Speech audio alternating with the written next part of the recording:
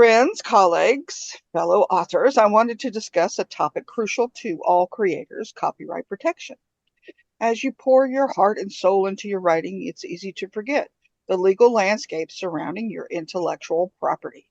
But neglecting copyright can have severe consequences, jeopardizing your hard work and creative vision. Let's begin by dispelling a common misconception. Copyright doesn't magically appear when you finish writing.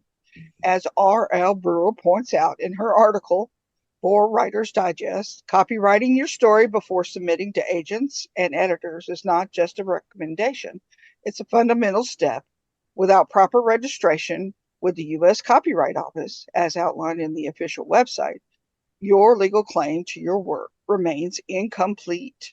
This vulnerability can expose you to various challenges, as detailed in Joanna Penn, our book called Business for Authors. Imagine someone plagiarizing your work, claiming it as their own, and profiting from it. The emotional toll would be immense. But without copyright registration, your legal recourse would be severely limited. Furthermore, the self-publishing landscape presents its own set of legal complexities, as highlighted in the Fussy Librarian's article. Without copyright protection, you lose control over your work, facing potential infringement issues and struggling to defend your intellectual property rights. But why should this matter? As Constance Bagley emphasizes in her book, Managers of the Legal Environment Strategies for Business, copyright is more than just a legal formality. It's a powerful tool that empowers you to safeguard your original expression, ensuring you receive proper credit and recognition for your unique ideas and voice. It allows you to control how your work is used, granting you the exclusive right to sell, distribute, and reproduce your creation, thereby generating income from your intellectual property. By protecting your copyright, you establish a strong foundation for your writing career, allowing you to focus on creating without worrying about legal complications. This takes part of this presentation. I will be going over a lot of information quickly, and anyone wishing to receive copies of this section as handouts, I have already added it to the chat section. It is difficult to truly know the exact numbers of books published within a year, and dividing them out into traditionally published and self-published even more so. From these numbers, we get the impression that 400,000 to 500,000 books are the only ones published, but these are the ones that are registered at the Copyright Office. No, the Copyright Office website does not explicitly differentiate between traditionally published and self-published books in their registration data. However, you can use industry reports like the one from Bowker here. The Bowker report does not directly track ISBNs registered to the self-publishing places such as Drafted Digital or Kindle, but they are in turn required to report metadata for every book they publish. While we won't find a specific breakdown for Drafted Digital and KDP in the Bowker report, you can use the total number of self-published ISBNs to estimate the activity on the platform. Additionally, if you want to explore these reports, they're supposed to be posted on each of the platforms. Now let's move on to the piracy number of published books. This is just an estimate, and the actual number of pirated fiction books can be higher or lower.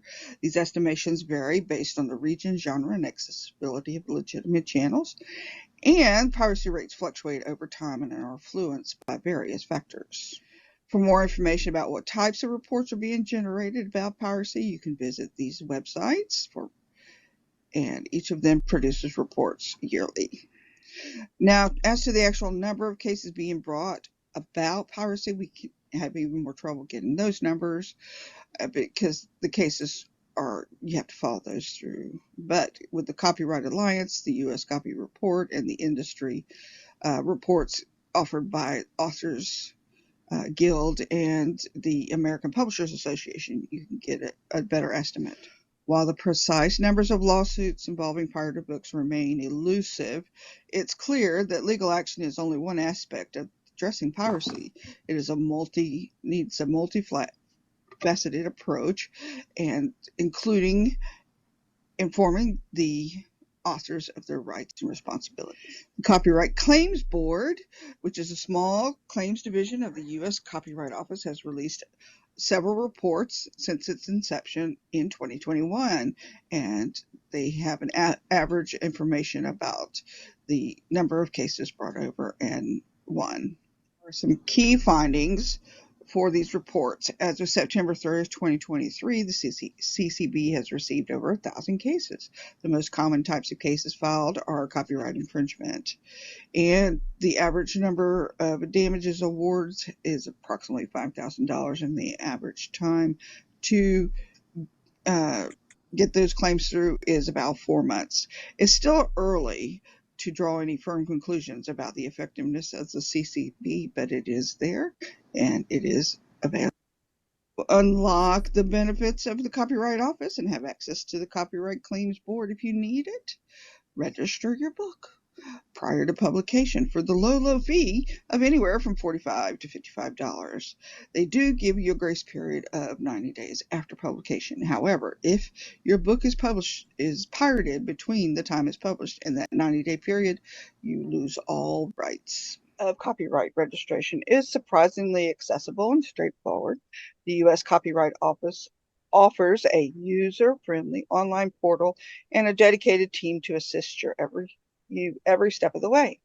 The investment in time and fees is minuscule compared to the immense value it brings to your creative journey. Remember, copyright is not a burden. It's a shield that allows you to create with confidence and reap the rewards you deserve. Don't let your hard work be vulnerable. Register your copyright today and unlock the full potential of your writing career.